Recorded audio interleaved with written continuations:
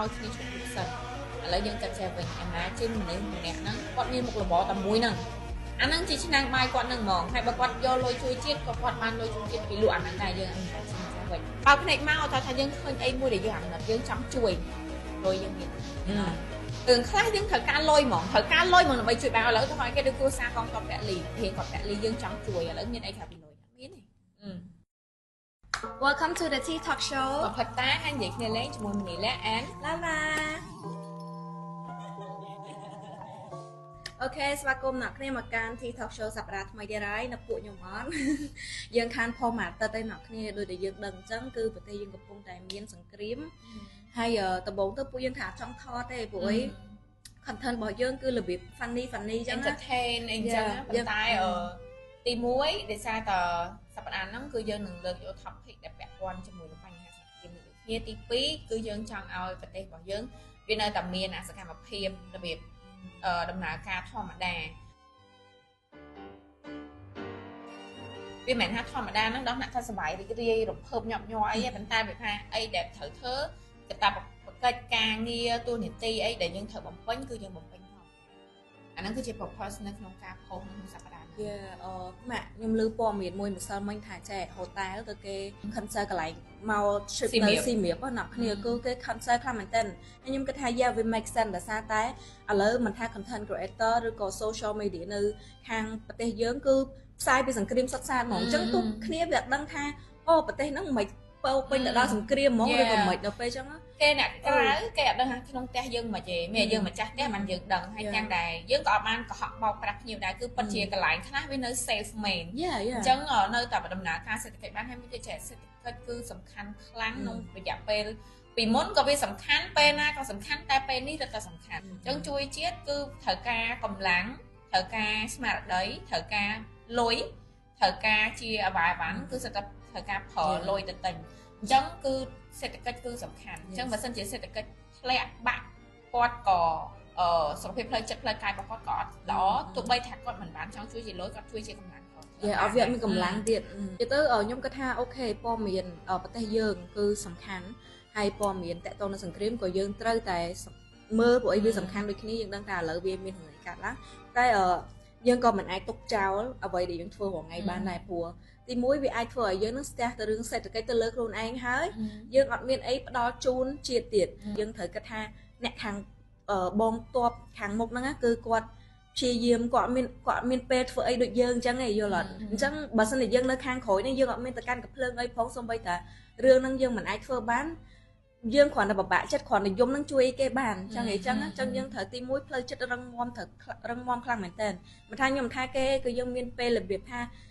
down ខ្លាំងលឿនថាដល់ពេល down ខ្លាំងឃើញអត់លទ្ធផលអត់មានធ្វើអីបានទាំងអស់ចុះមានណាគេជួយមានណាគេបើម្នាក់មានអារម្មណ៍ចឹងទាំងអស់គ្នាមានណាគេជួយណាគេ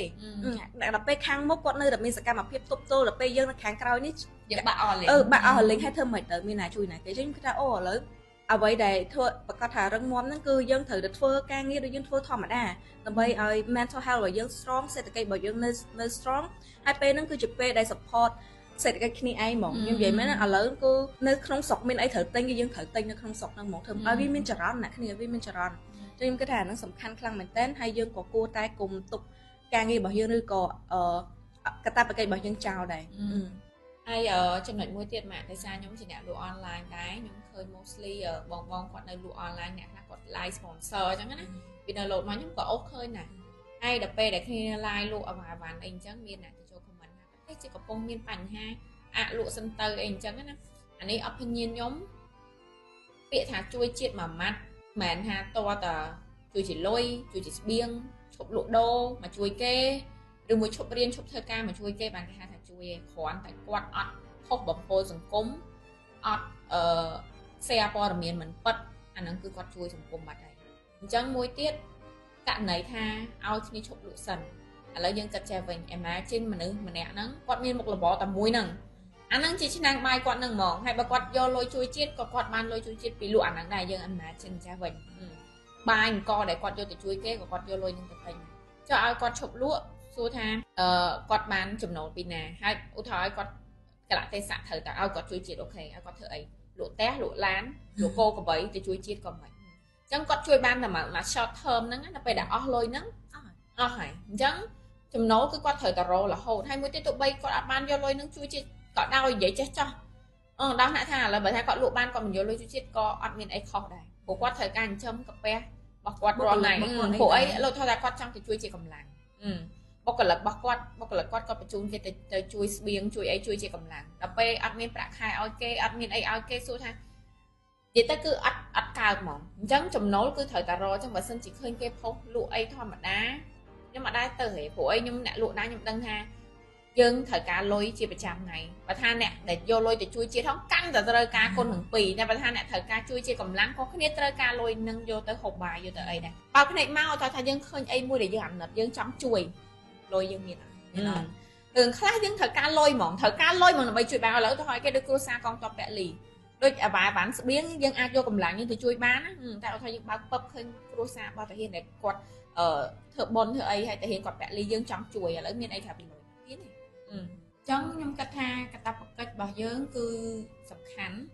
យើងអាចចោលវាបានទេព្រោះកាតព្វកិច្ចមួយម្នាក់គឺយើងនឹងមានរៀងខ្លួនអញ្ចឹងបើសិនជាយើងត្រប់អានឹងចោលយើងក៏អាចទៅទំនួលខុសត្រូវលើអីផ្សេងដែរហើយមួយទៀតដូចខ្ញុំនិយាយដដែលអញ្ចឹងបើសិនជាខាងក្នុងយើងបាក់យើងមិនមែនថាដល់អ្នកបាក់សាមគ្គីឆ្លុះគ្នានេះយើងនិយាយថាបាក់ទៅចិត្តម្នាក់អញ្ចឹងគ្នានៅខាងមុខគាត់ណាលឺថាអ្នកក្រោយបាក់បើសិនជាខ្ញុំជឿហ្មងថាអ្នកដែលគាត់នៅខាងមុខបើសិនជាគាត់ដឹងថាអ្នកក្រោយគេ fighting ក៏គាត់ធ្វើគ្រប់យ៉ាងណាដើម្បីគាត់និយាយចេះវិញថាមិនដោះអ្នកទៅពលីអីប៉ុន្តែចង់និយាយថាធ្វើគ្រប់យ៉ាងដើម្បីជួយទៅគាត់វិញណាគឺគាត់មានចង់បានអីច្រើនគាត់ចង់បានអញ្ចឹងកាតព្វកិច្ចរបស់យើងក៏សំខាន់ជួយជាតិក៏អញ្ចឹង sponsor សម្រាប់អាទិត្យនេះគឺប្រភេទ mask Jessie Australian Clay Mask អញ្ចឹងបងប្អូនប្រកាសជាដឹងហើយណាគេខ្លះដែលស្គាល់អូនចន្ទរឌីអញ្ចឹងចន្ទរឌីហ្នឹងក៏គាត់ជា VA នៃផលិតផលនេះដែរចឹងផលិតផល Clay Mask នេះវា focus ទៅលើ detox ជាតិពុលចេញពីស្បែកមុខហើយវាជួយផ្ដល់សំណើមស្បែកមុខហើយក៏ដូចជាធ្វើឲ្យរន្ធញើសយើងផ្ចិតហើយធ្វើឲ្យមុខយើងភ្លឺជាងមុនអញ្ចឹងបើសិនជាបងប្អូនត្រូវការប្រភេទ Clay Mask ដែលជួយទៅលើស្បែកមុខដូចដែលខ្ញុំនិយាយខាងលើហ្នឹងអ្នកគ្នាអាចតាក់ទងទៅកាន់ page Jessie Australian Clay Mask បានហើយខ្ញុំនឹងដាក់ page គាត់នៅលើនេះ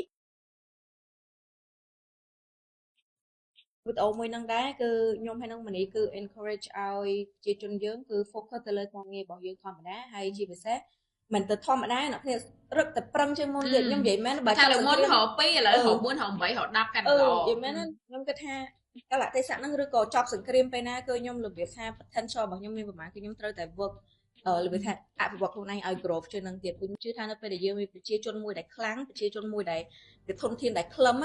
គឺពួកហ្នឹងវានេះហើយវា insecure ហើយមិនងាយថានៅស្រុកគេចង់វាយយកអត់ទេអញ្ចឹងខ្ញុំគិតថាប្រជាជនយើងគឺត្រូវតែអូខេរឹងមាំសាមគ្គីយើងមានណាខ្ញុំសរសើរខ្លាំងមែនសាមគ្គីគឺយើងមានអាហ្នឹងអភិវឌ្ឍខ្លួនឯងអភិវឌ្ឍកន្លែងណាបានគឺយើងត្រូវតែអភិវឌ្ឍទាញសភៅអាន research អូននៅរៀនព្យាយាមរៀនប្រជាជនដែលអត់ទាន់ចេះអង់គ្លេសខ្ញុំ recommend ឲ្យត្រូវតែចេះអង់គ្លេសគ្រប់គ្នាហ្មងប៉ុន្តែខ្ញុំគិតថាឥឡូវហ្នឹងគឺអង់គ្លេសភាសាយើងគឺល្អខ្លាំងហើយ Gen Alpha គឺនិយាយអង់គ្លេសឡើងទូហ្មងខ្ញុំគិតថាជំនាន់គាត់គឺលយមែនតើអូខេអញ្ចឹងអេពីសូតរបស់យើងមានតែប៉ុណ្្នឹងទេសម្រាប់សប្តាហ៍ហ្នឹងដែរខ្ញុំជូនពរដល់អ្នកគ្នាមានផ្លូវចិត្តរឹងមាំហើយហ្នឹងហើយយើងស៊ូទាំងអស់គ្នាយើងរួបរวมគ្នាទៀតស៊ូទៀតទៅមុខទៀតព្រោះយើងមិនទៅលើកទី1យើងវាឆ្លងកាត់ច្រើនហើយអញ្ចឹងរឿងប៉ុណ្ណឹងវាមិនអាចយើងបាក់យើងបានទេមែនអត់អូខេអញ្ចឹងសង្ឃឹមថាគ្នាចូលចិត្តអេពីសូតមួយនេះហើយយើងជួបគ្នានៅអេពីសូតក្រោយបាយបាយ